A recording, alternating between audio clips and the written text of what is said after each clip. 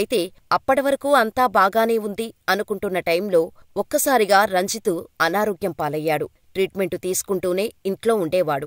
Ranjith Christian కావటంతో Bible తీసుకుని చదవటం మొదలుపెట్టాడు. అయితే ఆ బైబిల్లోని ఒక వాక్యం రంజిత్ని ఆలోచనల్లో పడేసింది. అది దుష్టులు అప్పు తీర్చలేరు, నీతిమంతులు అప్పులను తిరిగి చెల్లిస్తారు అనే చిన్న వాక్యం రంజిత్ని ఎంతో మనస్తాపానికి గురిచేసింది.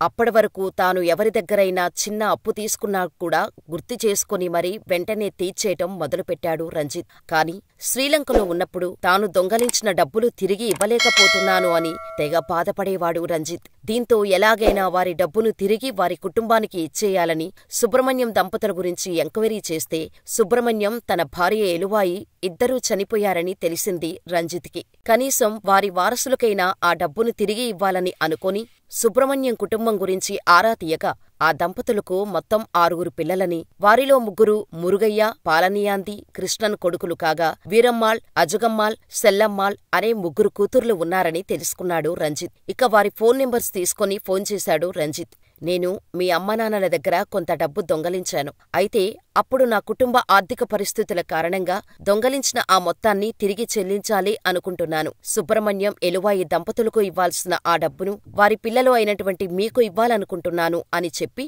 వాళ్ల వివరాలు చిరునామాతో సహా తెలుసుకున్నాడు రంజిత్. అలా 2024లో ఆగస్టులో శ్రీలంక రాజధాని అయిన కొలంబో వెళ్లిన రంజిత్ ఒక రెస్టారెంట్లో సుబ్రహ్మణ్యం పిల్లలను మీటయ్యాడు. ఇక అప్పుడు 1970లో తాను చేసిన దొంగతనం గురించి ₹37.50 కథ గురించి చెప్పి అప్పుడు అలా చేసినందుకు క్షమాపణలు అడిగి వారికోసం తీసుకొచ్చిన కొత్త బట్టలను ఇచ్చాడు.